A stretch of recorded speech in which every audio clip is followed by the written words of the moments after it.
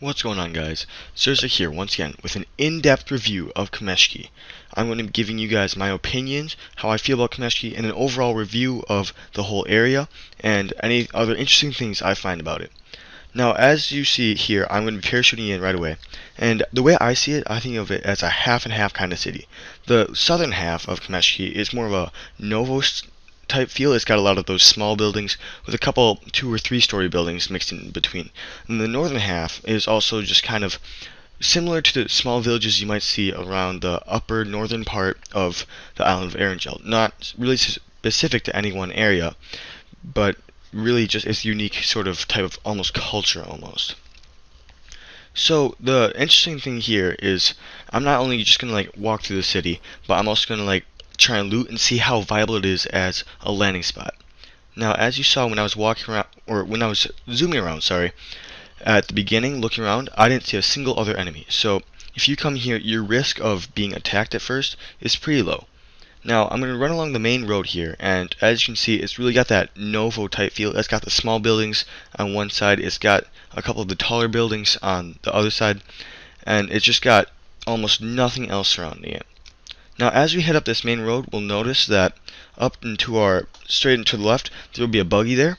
That is 100% car spawn. Every time I've landed here, there's always been a vehicle there. So without a doubt, this is a vehicle that will help you sooner or later and will help you get to wherever the circle may be. And in this case, it's actually going to come in extremely helpful, as we see later in this video. Now, as we drive around, we see some of these more interesting buildings. I believe some of this like really weird like 2-story terrace buildings are seen in Pochinki and along the northern side, and a lot of these other buildings are just kind of common all around Erangel. Now, also along with this video is not only just a tour, but also looting. So I'll probably skip through here and there, show you guys some of the more interesting parts of it, and then give you guys an in-depth analysis of it.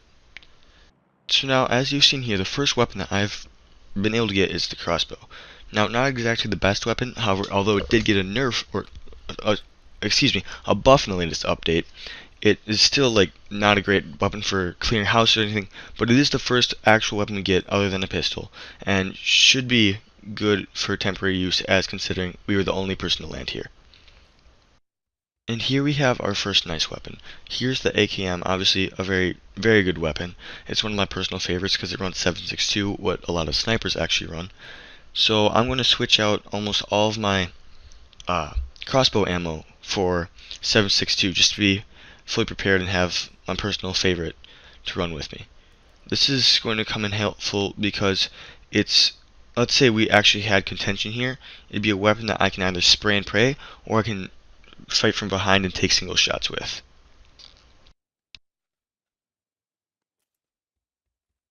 As you can see here, we're like probably 7 minutes into this match, and I finally found a weapon to replace my crossbow. So I mean, looting on here is honestly a little bit slow, although if you're able to get through enough buildings, you'll eventually find good stuff.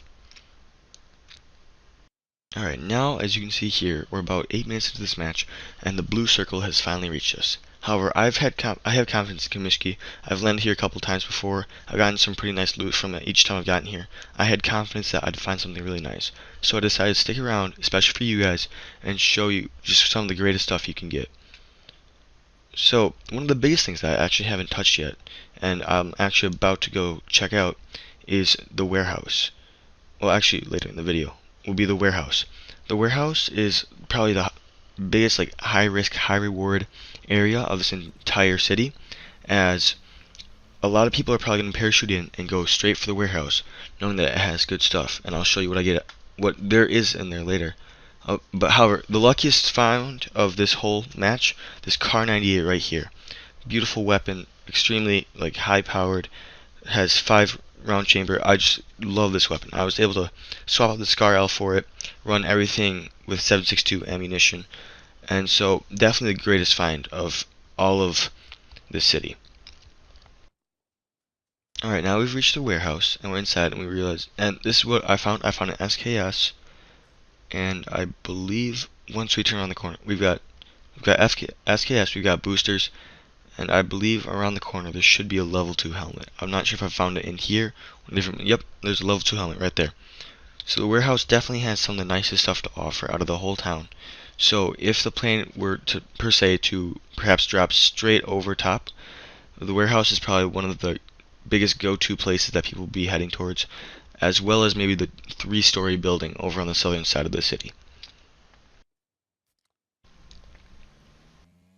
Now for the purpose of the video, I stayed in the city way longer than I should have.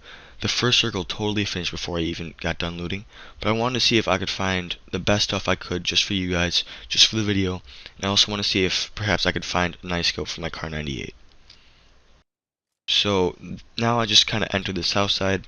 I wanted to loot like a couple of these bit more major buildings, the garage, which I'm in right now, and then later probably the 3-story building.